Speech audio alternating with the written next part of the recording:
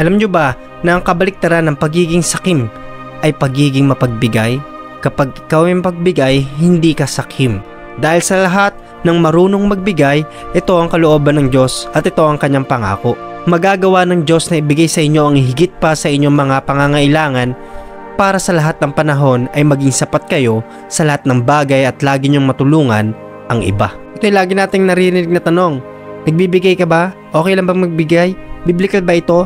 Ayos lang ba na ang mga tinatanggap natin ay may portion ng Panginoon o ang simbahan sa lahat ng kinikita ng tao? So marami po tayong maririnig na ganyan.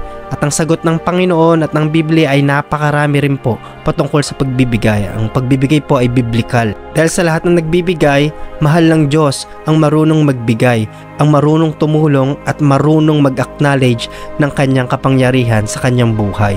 Basahin natin ang 2 Corinthians chapter 9 verse 6 hanggang 7. Ang bawat isa sa inyo ay magbigay ng ayon sa sariling kapasyahan ng walang pag-aatubili at hindi sapilitan, dahil mahal ng Diyos ang mga nagbibigay ng may kagalakan. Giving is an act of worship, uri ng pagsamba natin sa Panginoon. Pagpapakita na tayo ay nagpapasalamat sa Kanya. Expression of our gratitude.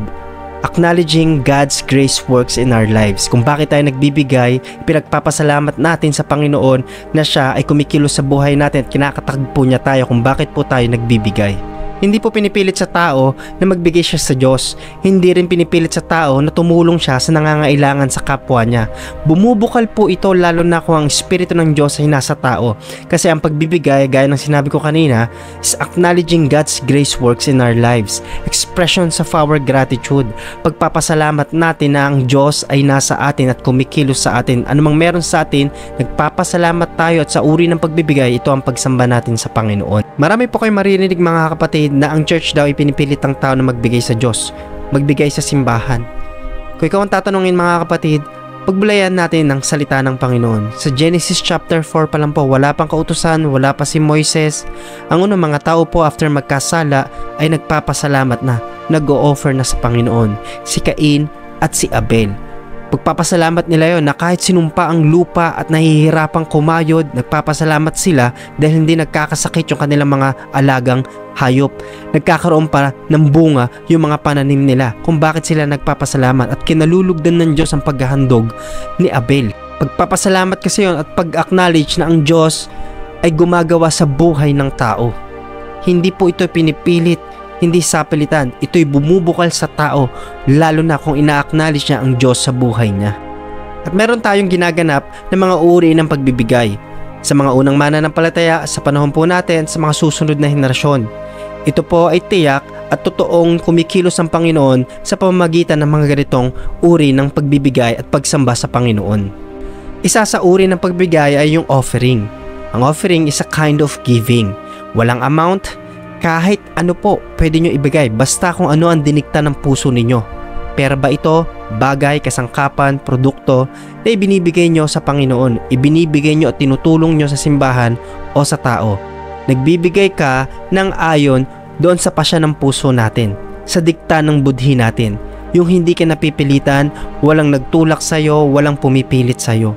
Ito yung uri ng pagbibigay natin sa Panginoon. Basahin po natin ang 2 Corinthians chapter 9 verse 6. Tandaan nyo ito, ang naghahasik ng kaunti ay umaani ng kaunti at ang naghahasik ng marami ay umaani ng marami. Ang bawat isa sa inyo ay magbigay ng ayon sa sariling kapasyahan ng walang pag-aatubili at hindi sapilitan, dahil mahal ng Diyos ang nagbibigay ng may kagalakan. So ang pagbibigay na ito ay yung hindi galing sa kasalanan, hindi galing sa masama, yung matuwid po na pagbibigay, yung tamang paparaan ng pagbibigay, dahil marami po ang nagbibigay na galing sa masama.